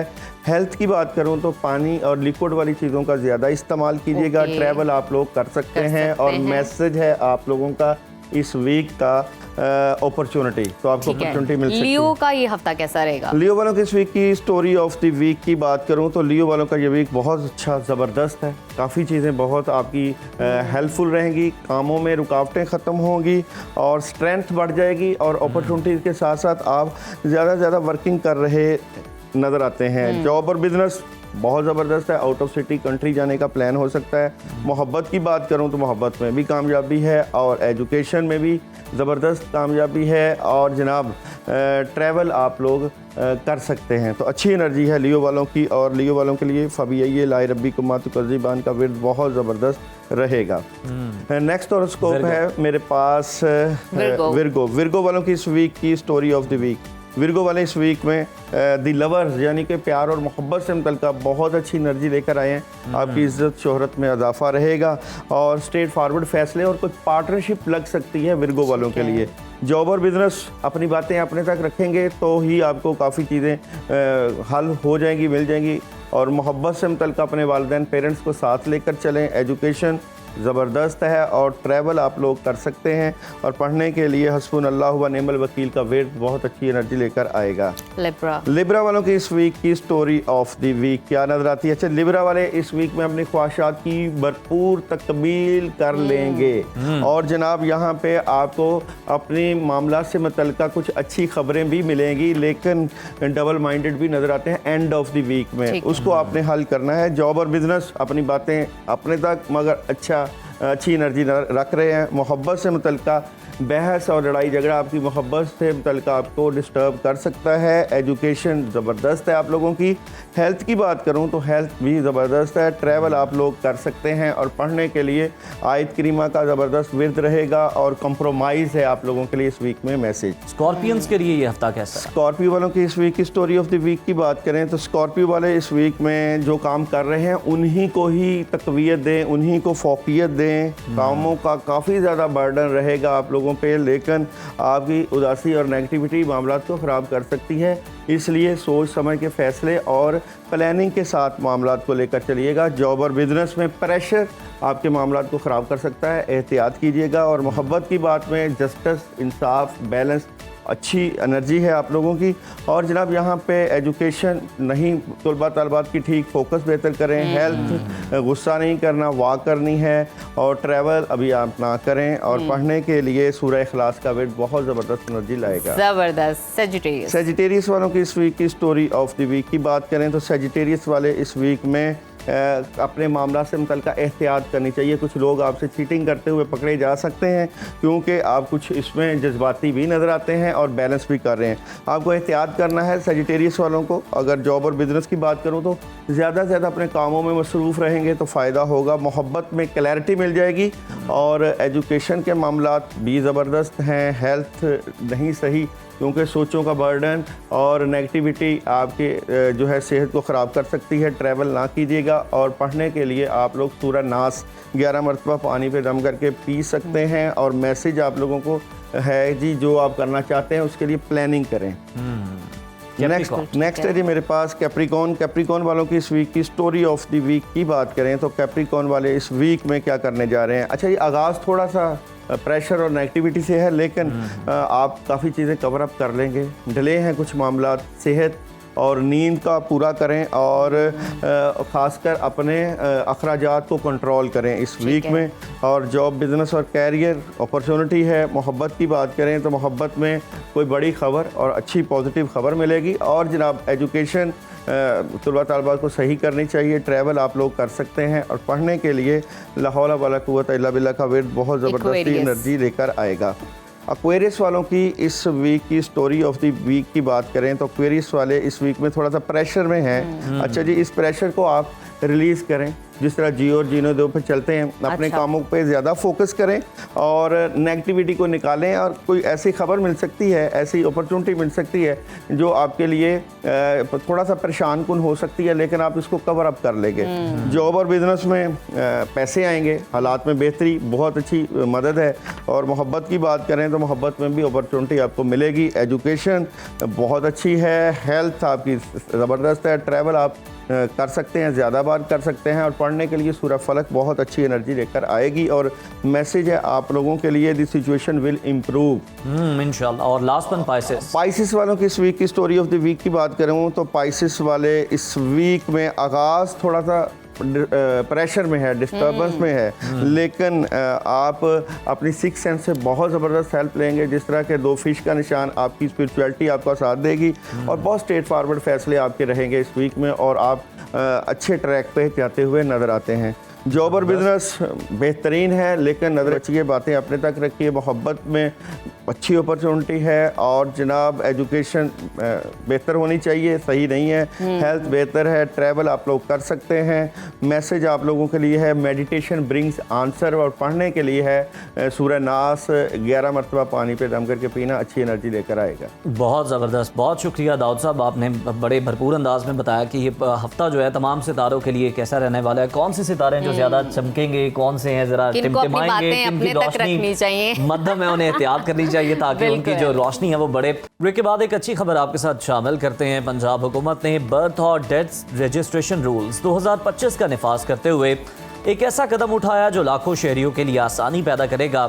तो खबर यह कि अब पंजाब में पैदाइश और वफात के इंदराज पर कोई फीस नहीं ली जाएगी, यानी अब शहरी बगैर किसी मुआवजे के अपनी या अपने प्यारों की बर्थ और डेथ रजिस्ट्रेशन यूनियन कौंसिल या म्यूनिसिपल कमेटी में करवा सकते हैं।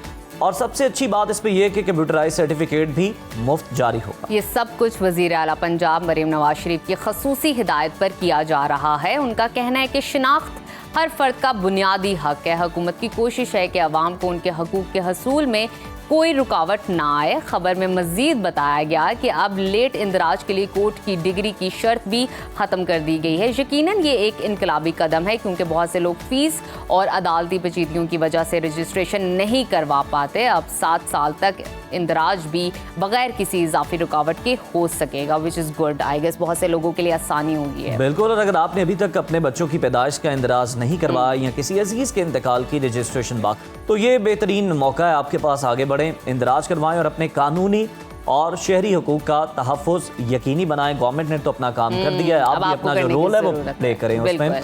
और नाज़रीन, आपको बताएं कि शदीद गर्मी का मौसम है। इस गर्मी के मौसम में जब बार बार आपको पसीना आ रहा हो तो फिर अच्छा डिओड्रेंट, अच्छी खुशबू जो है वो बहुत ज़्यादा ज़रूरी, बल्कि आप पे फ़र्ज हो जाती है एक तरह से। एग्जैक्टली। और इसके साथ साथ मैं ऐड ऑन करना चाहूँगी उन लोगों के लिए जो परफ्यूम या डिओड्रेंट का इस्तेमाल नहीं करते, ये स्पेशली पैकेज, ये जो अभी हम रिपोर्ट आपके साथ शेयर करेंगे, बहाना नहीं लगा सकते कि बहुत महंगा है। हाँ, आप लोग ये बहाना नहीं लगा सकते भाई हम परफ्यूम नहीं बाय कर सकते, इट्स वेरी एक्सपेंसिव। ये बहुत ही रिजनेबल परफ्यूम का पैकेज हमने आपके लिए क्रिएट किया, क्योंकि गर्मी बहुत है, हर किसी को ज़रूरत है कि उससे खुशबू आए, एटलीस्ट माहौल भी अच्छा रहे, इर्द गिर्द जो आपसे बातचीत कर रहा है उसको एम्बैरसमेंट मत हो। तो पैकेज इंजॉय करते हैं ताकि हम अपने नाज़रीन को बता सकें कि परफ्यूम्स कहाँ से मिल रही हैं, कैसे मिल रही हैं, इसकी प्राइसिंग क्या है, कैसे रहे हैं ये, और इसके साथ साथ ये कितनी ड्यूरेबल हैं। तो देखिए,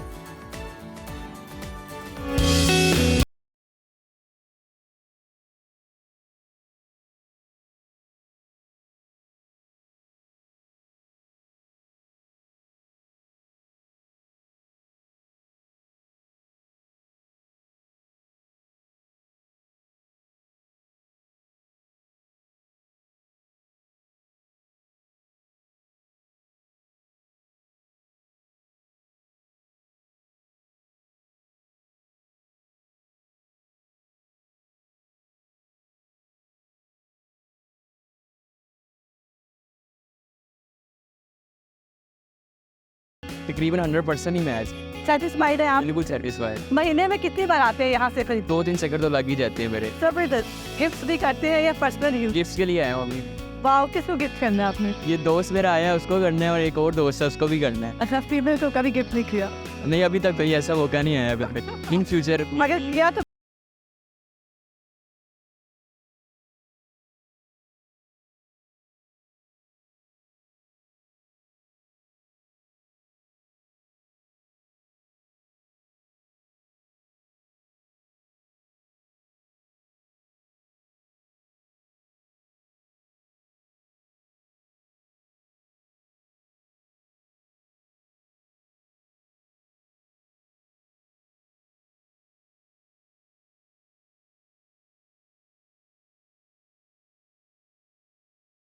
दिखाइएगा। जी, ये कुछ फ्लोरा जबरदस्त, बहुत अच्छी स्मेल है। अच्छा, इसकी क्या प्राइस है? ये 100 ml आपका 2000 का बन जाएगा। सिर्फ 2000 का?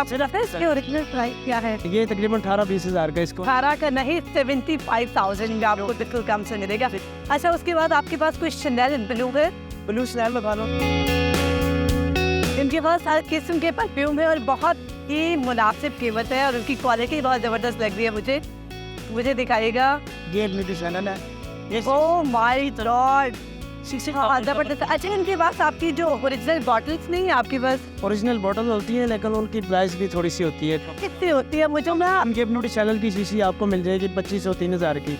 ठीक है, चल भर के ये 5000 तक आपको मिल जाएगा। अच्छा, आप हमें कोई एक परफ्यूम बनाकर दिखाइए। पेना बना दो। हाँ, बना दो भैया। सबसे पहले आप क्या चीज़ ऐड करते हैं परफ्यूम? सबसे पहले इसकी बेस की क्वांटिटी हम बराबर करेंगे, 25% ये डालना है, ठीक है? अच्छा, ये बेस है, इसको एक्चुअली में इतर कहते हैं लोग। हाँ जी जी जी जी, नेचुरली होता है। देखें, अतर लगाना सुन्नत है, परफ्यूम तो खुशबू ही है, लेकिन यह है कि अतर बाज़ लोग लेते हैं। अब इसको परफ्यूम में कन्वर्ट करने जा रहे हैं। ये इसकी क्वांटिटी देखना आप, 25% ये हमने डाला। ठीक है, 25%। जी 25%। अच्छा, ये कहाँ से इंपोर्ट करते हैं? पाकिस्तान में बनता है? नहीं, पाकिस्तान में नहीं है, ये बाहर से आते हैं सारे, इटली से, फ्रांस से, जर्मनी से, मलेशिया से, मुख्तलिफ मुल्कों से। अब इसके अंदर हमने 75% केमिकल ऐड करना है। ओके, इस जी। केमिकल का नाम ये क्या? मेथनॉल है। Okay, methanol. सेम क्वांटिटी होगी? जी किस तरह इंशाल्लाह। की होगी? जी इसके अंदर हमने चंद कतरे अल्कोहल के ऐड कर देने हैं, वो ओरिजिनल शेप में आ जाएगी। सबसे पहले हमने बेस यूज किया है इतर, उसके बाद मेथनॉल। जी मेथनॉल, उसके बाद एथेनॉल यूज़ करेंगे। जी मेथनॉल। ये हर बंदे का सेम बनाने का तरीका है या हर बंदा अलग अलग?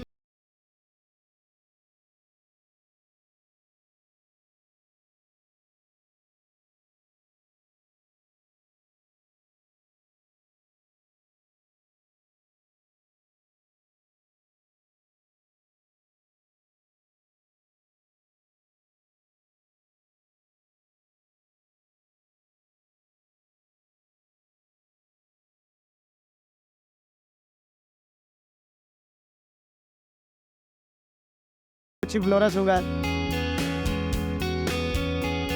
आप हमें तो एक छोटी सी स्पेसिफिक अमाउंट बताएंगे कि आपको कितना मुनाफा होता है?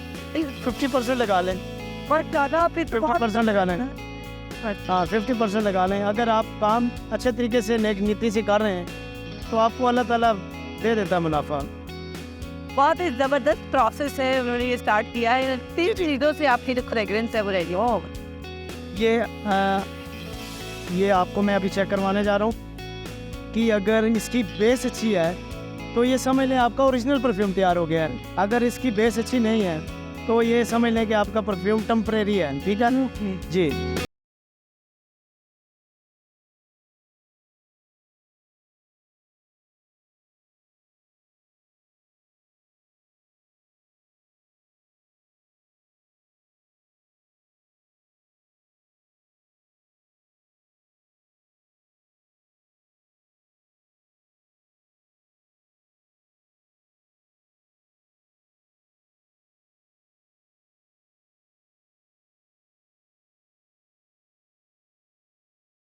ओरिजिनल मैच कर रही है भाई।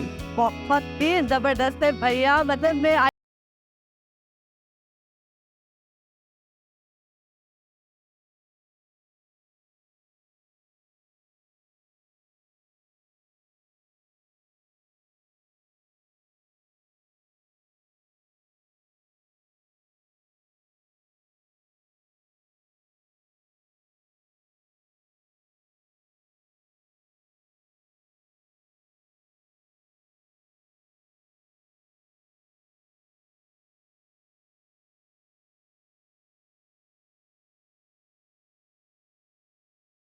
और मैंने देखा है कि अमीर लोग भी आते हैं भाई यहाँ पर परफ्यूम्स खरीदने। अपनी जो है ओरिजिनल बॉटल्स को भी फिल करवाते हैं और वो गाड़ी में रखते हैं, पता ही नहीं चलता वो स्पिनल है, न्यूअर है, ओरिजिनल है, अंदर कौन चेक करेगा, no idea. So it was very wonderful experience. और देखते रहिए हमारा सुनो पाकिस्तान।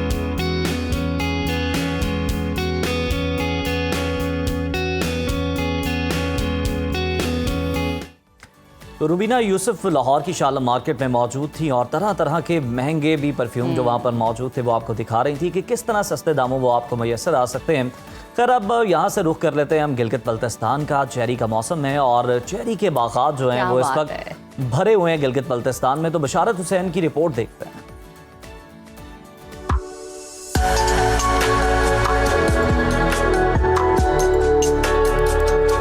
ताहद नजर फैले हुए बागात, हवा के दोष पर झोलती टहनियां, हरे भरे पत्तों के झुरमट से झांकती सुर्ख चेरी जैसे चमकते धमकते याकूत।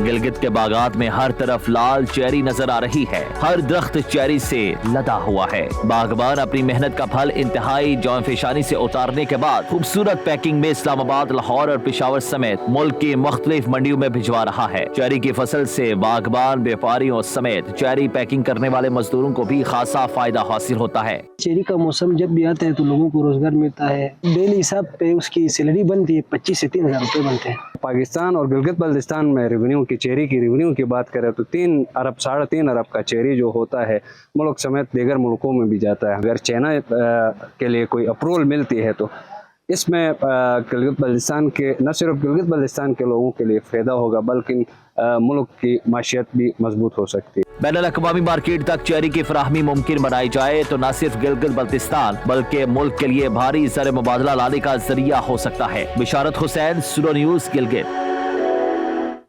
क्या बात है, मुझे तो भूख लग गई है, मन कर रहा है चेरी खाने का। वैसे भी नाजरीन आ चुका हुआ है मौसम चेरी का, और चेरी खाना बहुत ज़रूरी है आपका। अगर आपने ताज़ा अच्छा खानी है होता तो है। फिर आप गिलगित बल्तिस्तान जा सकते हैं। अच्छा, वैसे यहाँ लाहौर में भी मिल जाएगी, लेकिन अगर आपके पास वक्त है, आपको छुट्टियां मिल रही हैं तो जाए विजिट कीजिए खुद तोड़ के खाइएगा वहाँ हाँ, से, खुद दरख्त से तोड़ के। उतार के। उसका तो मजा ही और है, नहीं कमाल है। और वो आप उनका बात देखें ना कि Oh वुसअत my कल God। भी देखें गिलगित बल्तिस्तान वालों की, वो आपको अलाउ करते हैं। अगर आपका इत्तेफाक हुआ हो कभी वहाँ जाने का, मेरा तो हुआ है, वो आपको अपने बागात में उतरने की, फल तोड़ के खाने Oh की my इजाजत देते God, हैं। हाँ। शर्त और ये है कि वैसे आप भी इजाजत तलब करें। इसके अलावा भी हम लोग पाकिस्तानी बहुत मेहमान नवाज हैं। हमारे इर्द गिर्द जो भी एक दूसरे के इलाके में जाता है, या पंजाबी जो है सिंध में जाएं, सिंध वाले पंजाब में आए, तो हम एक दूसरे की खातिर ख्वाह तोज़ा करते हैं। हम और आप देखते हैं प्यार से इंटरनेशनली मिलते हैं, जितने भी खाना इन्फ्लुएंसर्स सर्व आते हैं करते पाकिस्तान में, वो ये बिल्कुल। तारीफ करते हैं कि हमसे कोई बिल ही नहीं लेता। ये ऐसी Yes। कंट्री है कि इतने बड़े दिल वाले लोग हैं, हमसे बिल ही नहीं लेते। कंपैरिजन करते हैं भाई फॉरेनर्स इंडिया और पाकिस्तान का, कि पाकिस्तान वाले बिल्कुल बिल नहीं लेते और प्यार मोहब्बत करते हैं और अपनायत शो करते हैं। ये सबसे बड़ी बात है तो हमारे यही मुल्क की। जज्बा जो है आपका जो है चाहिए, इसी को बरकरार रखें। हमें आप दीजिए इजाजत आज के प्रोग्राम से। कल दोबारा आपकी खिदमत में हाजिर होंगे, तब तक के लिए अल्लाह ने के बाद।